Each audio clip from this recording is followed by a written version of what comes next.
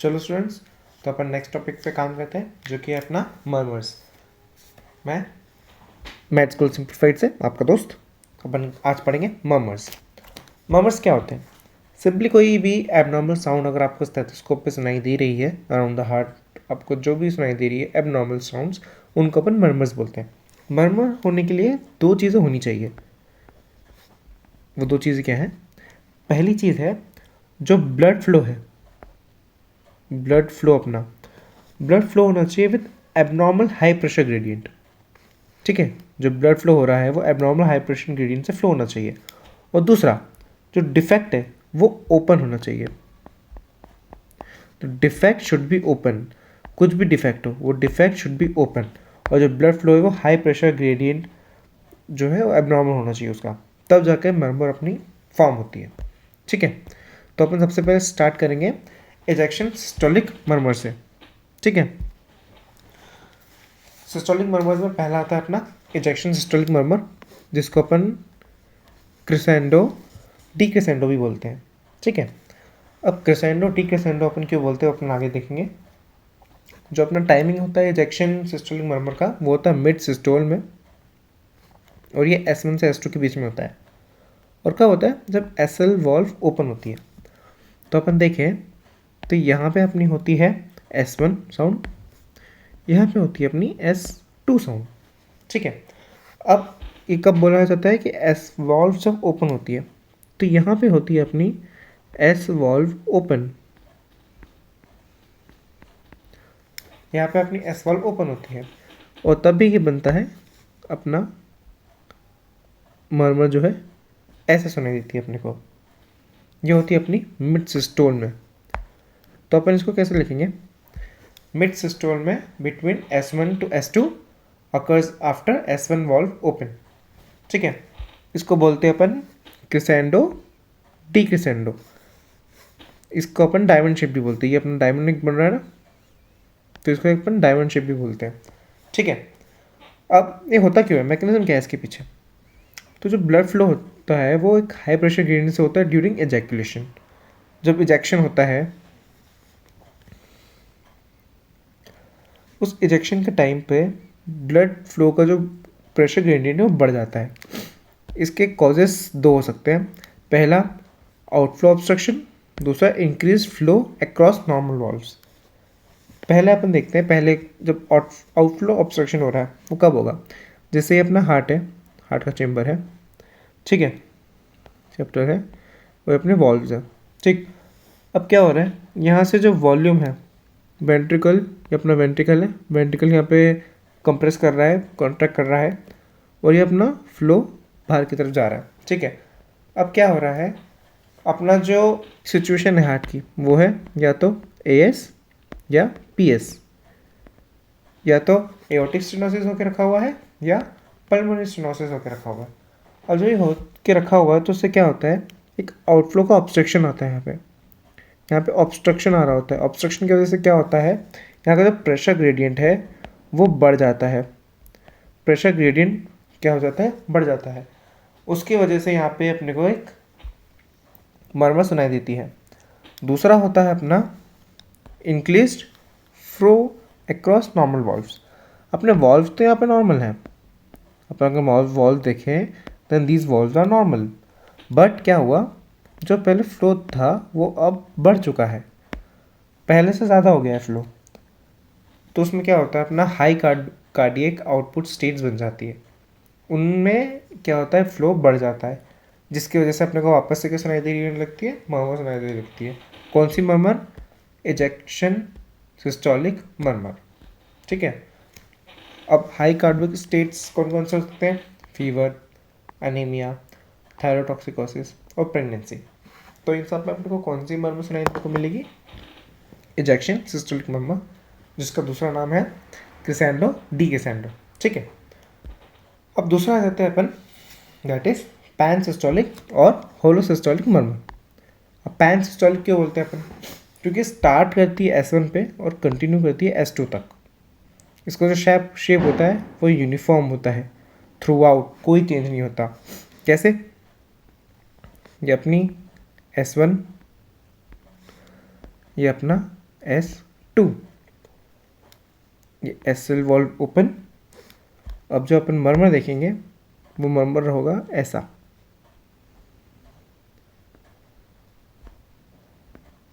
Pan systolic.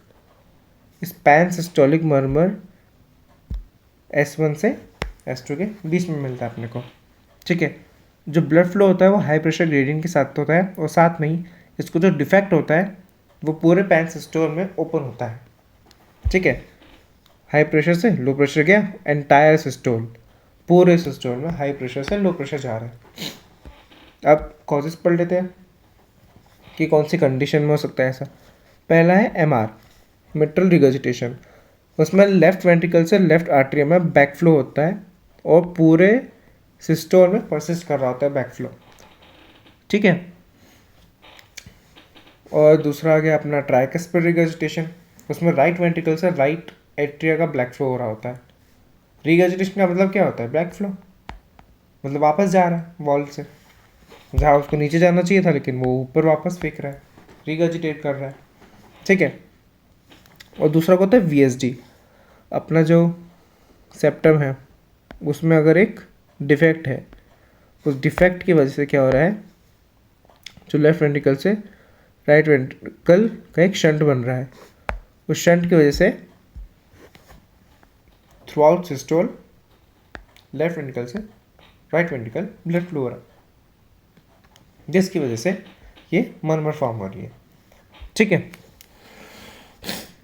और जो chronic MR होता है ना, और chronic TR, chronic MR chronic TR, ये अपना पैन सिस्टोलिक मर्मर क्रिएट करते हैं। उनकी वजह से आता है पैन सिस्टोलिक मर्मर। अपन एक इम्पॉर्टेंट क्लूज देख लेते हैं। जिससे जो MR होता है वो एक्सिला पे रेडिएट कर रहा होता है। TR वो इंस्पिरेशन के साथ बढ़ता है, और उसी को अपन बोलते हैं कार्वेलोस साइन। कार्वेलोस साइन क्या होता है? जब अपने ट्राइकस्पिड रिगर्जिटेशन हो रहा होता है तो उसको अपन सुन रहे हैं, और इंस्पिरेशन के साथ वो इंक्रीज हो रहा होता है, उसकी साउंड ज़्यादा सुनाई दे रही होती है। और VSD में क्या होता है? हार्श मर्मर होता है, थ्रिल मिलती है अपने को, left lower side back side में मिलती है। फिर स्मॉल मस्कुलर VSD होता है, उसकी वजह से क्या होती है? लार्ज मर्मर सुनाई देती है अपने को, ये VSD की वजह से होता है, ठीक है। नेक्स्ट आ जाता है अपन अर्ली सिस्टोलिक मर्मर पे, ठीक है। अर्ली सिस्टोलिक मर्मर क्या होता है? जैसे ये अपनी हो गई S1, ये हो गई अपनी S2, यहाँ पे हो गया अपना SL वॉल्व ओपन, ठीक है। अब क्या होगा इसमें? ब्लड फ्लो हाई प्रेशर के साथ होगा, जो एक पॉइंट अपना। दूसरा पॉइंट क्या होगा कि डिफेक्ट ओपन होगा, ठीक है। अब डिफेक्ट क्या होगा? डिफेक्ट क्लोज होता है, क्लोज अर्ली, ठीक है। एंड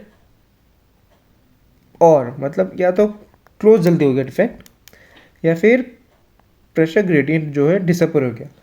मर्मर होने के लिए अपन ने दो चीज़ें पढ़ी थी कि मर्मर होने के लिए ब्लड फ्लो का पहली चीज़ क्या होती थी कि जो ब्लड फ्लो है उसका प्रेशर ग्रेडियंट में होना चाहिए, ठीक है। एबनॉर्मल प्रेशर ग्रेडियंट होगा तो ही मर्मर आएगी। और सेकंड अपना पॉइंट था कि जो डिफेक्ट है वो ओपन होना चाहिए, ठीक है। जो अपना डिफेक्ट है वो ओपन होना चाहिए। जब ये दो चीज़ फुलफिल होगी तभी मर्मर होगा। लेकिन इसमें क्या हो गया? इसमें या तो डिफेक्ट क्लोज हो गया या तो प्रेशर ग्रेडियंट डिसअपीयर हो गया। अब जब दोनों में से कोई सी एक चीज़ चली गई तो मर्मर आएगा ही नहीं। तो क्या होगा कि मर्मर स्टार्ट तो हुआ, मर्मर यहाँ से स्टार्ट हुआ, लेकिन क्या हुआ? पहले ही ख़त्म हो गया। पैन सिस्टोलिक नहीं हुआ, अर्ली सिस्टोल हुआ। क्यों? क्योंकि या तो डिफेक्ट क्लोज हो गया था या प्रेशर ग्रेडियंट ख़त्म हो गया था। अब इन दोनों में से कोई सी एक चीज़ ख़त्म हो गई तो मर्मर तो ख़त्म ही हो जाएगा, है ना। अब इसके कॉजेज़ क्या हो सकते हैं? इसके कॉजेज़ में आते हैं स्मॉल मस्कुलर VSD।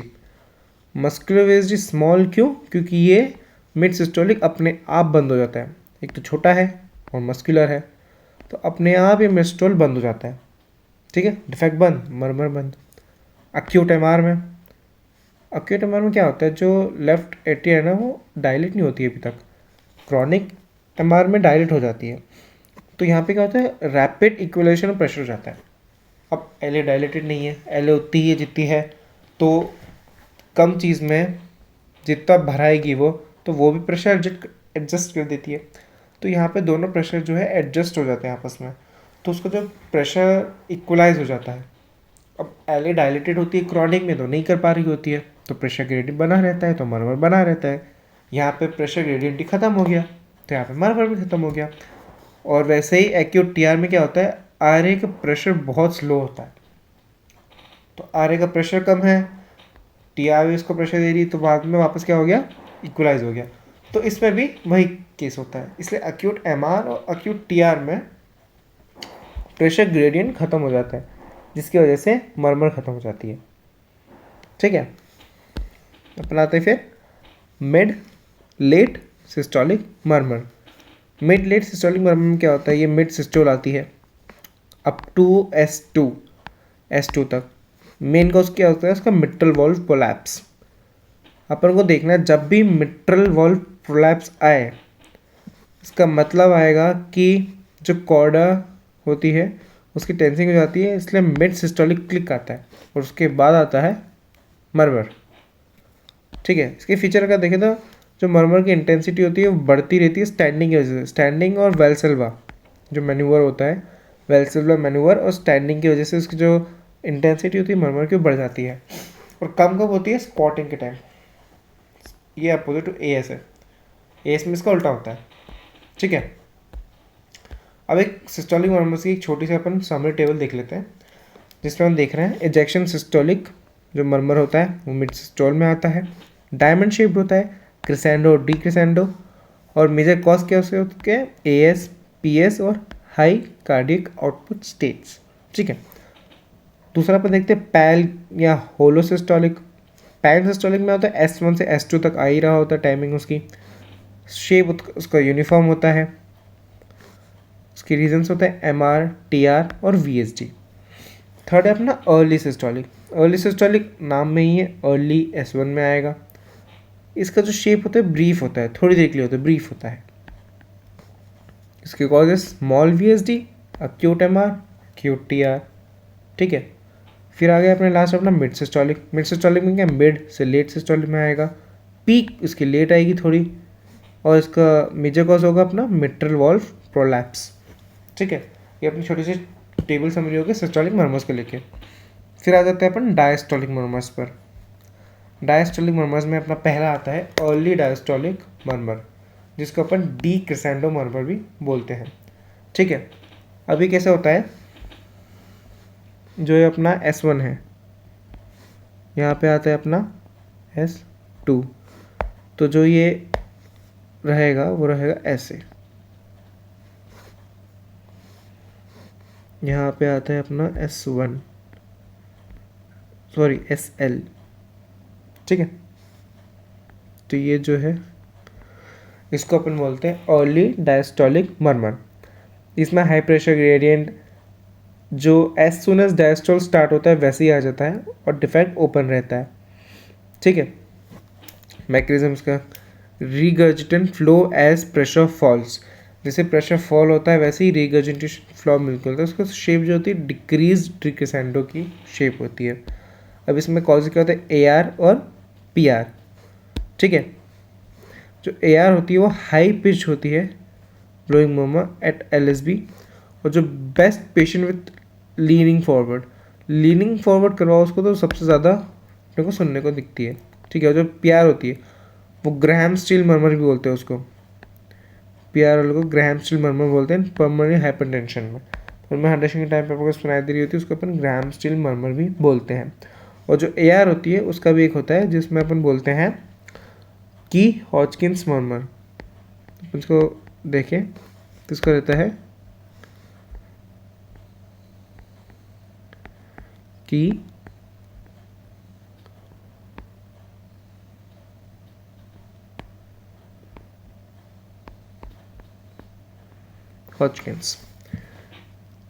हॉजकिंस मर्मर।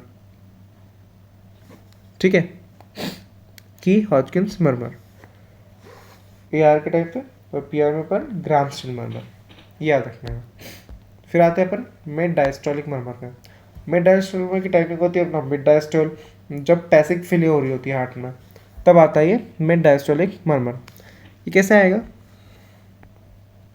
ये अपना S1, ये अपना S2, ये SL।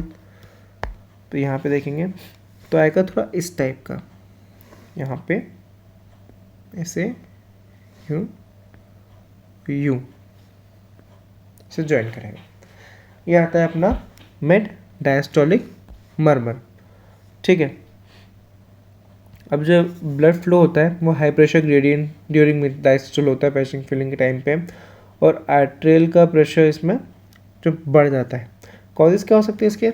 अपना mitral stenosis, tricuspid stenosis, Austin Flint murmur, जिसको अपन एआरजेड हिट्स न्यूट्रल वॉल्व के टाइम पे बोला जाता है, और एक एट्रियल मिक्सोमा।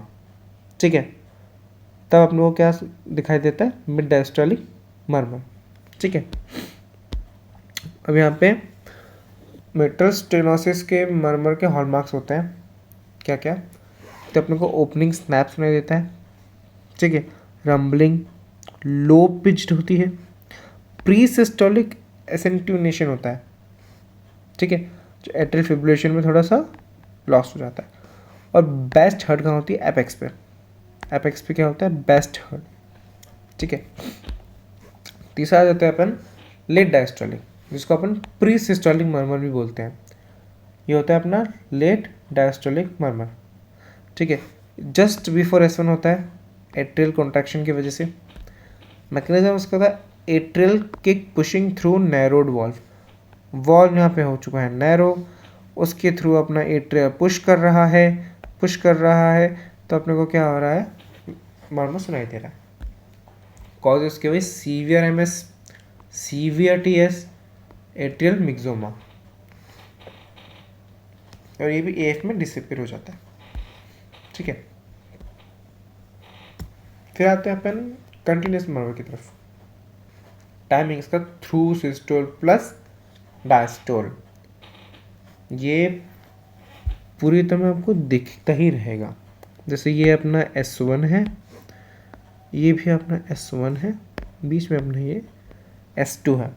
कैसे एक साइकिल टाइप बनाई मैंने, तो कैसा चलेगा? ये S1 में शुरू होगा, S2 में भी रहेगा, वापस नीचे आएगा, फिर वापस S1 में शुरू हो जाएगा। ये ऐसा रहेगा। इसकी जो पीक है वो पीक कहाँ पर आएगी? पीक आएगी अराउंड S2। ठीक है, इसमें क्या, इसका जो पेटेंट डक्टस आर्टियोसिस PDA, इसको अपन मशीनरी मर्मर भी बोलते हैं। मशीनरी मर्मर कहाँ पे? ये बेस्ट कहाँ पे आप लोगों को दिखता है? इंफ्रा क्लाविकुलर एरिया में। इसके रीजंस बहुत सिंपल है। AV फिस्टुला के कारण, अपना यहाँ पे एक फिस्टुला फॉर्म होकर रखा हुआ है, उसकी वजह से। ठीक है, या फिर क्या हो गया? अपना वेनस हम बना हुआ है,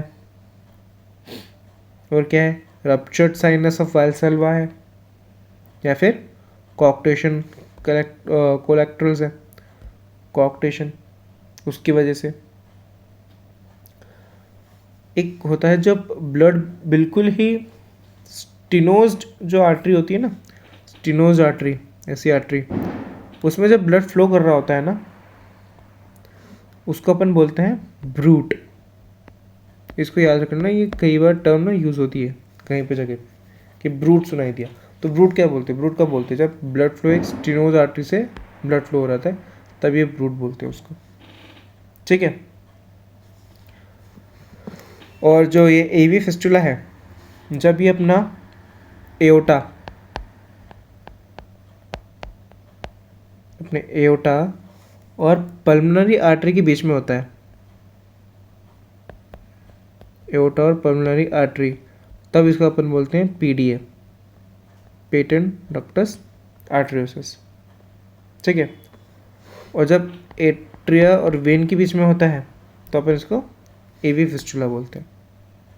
ठीक है, AV फिस्टुला में ये इंक्लूड नहीं होगा, AV फिस्टुला आर्टरी वेन के बीच में होता है, लेकिन कनेक्शन वैसे ही रहता है।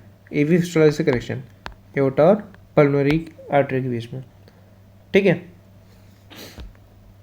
फिर अपनी एक मास्टर टेबल सारी जो अपने सारे मर्मर्स को लेके रखती है। देखो अपन ने पढ़ लिया था सारे, कौन कौन से अपने ये सिस्टोलिक मर्मर्स, ठीक है, ये अपने हैं सिस्टोलिक मर्मर्स। फिर ये अपने diastolic murmurs, mid diastole, AS, TS, AFM, rumbling sound सुनाई देती है अपनी के late diastolic, pre S1, severe MSTS में, प्री सिस्टोलिक सिचुएशन में, फिर continuous murmur, systolic diastolic, PDA, AV fistula और मशीनरी मर्मर, अलग अलग जो नाम है इनके, की फीचर्स जो दिखते मिलते हैं। डी क्रेसेंटो का जब भी आपको क्वेश्चन में लिखा हुआ अपन समझ जाएंगे इसका इजेक्शन सिस्टोल है, तो अपन क्या यूज़ करेंगे, अपन एएस, पीएस या हाई कार्डिक आउटपुट स्टेट्स। जब भी आपको कीवर्ड मिल रहा है यूनिफॉर्म है, फिर हार्श है वीएसडी के कारण, तो एमआर, टीआर, वीएसडी लिखेंगे। देखेंगे अगर शॉर्ट है थोड़ा टाइम के लिए, या तो अक्यूट है वो डिसीज़, या तो फिर स्मॉल वीएसडी है। अब क्लिक भी आ रहा है, मरमर भी आ रही है, तो मिट्रेबल प्रोलैप्स है। अगर हाई पिच है और डी क्रेसेंटो है तो अपना आएगा एआर या पीआर। रंबलिंग लिखा हुआ क्वेश्चन में है तो वो आ जाएगा अपना एमएस, टीएस या एएफएम। फिर प्री सिस्टोलिक एसेंटेशन लिखा हुआ है तो अपना आ जाएगा सीवियर, एमएस और टीएस। और अगर मशीनरी मर्मर लिखा है तो वो तो पीडीए और एविस्टर में आती है, ठीक है। ये एक मास्टर टेबल होगी जिसको अपन याद कर सकते हैं।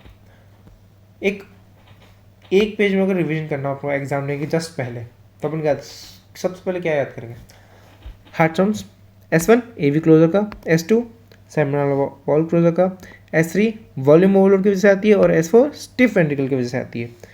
ये है sounds S1, S2, S3, S4 क्यों आती है, ठीक है। अब अपने हाइपर डायनेमिक स्टेट्स भी देख ले तो किसमें आता है, उसमें आता है अपना इजेक्शन सिस्टोलिक मर्मर।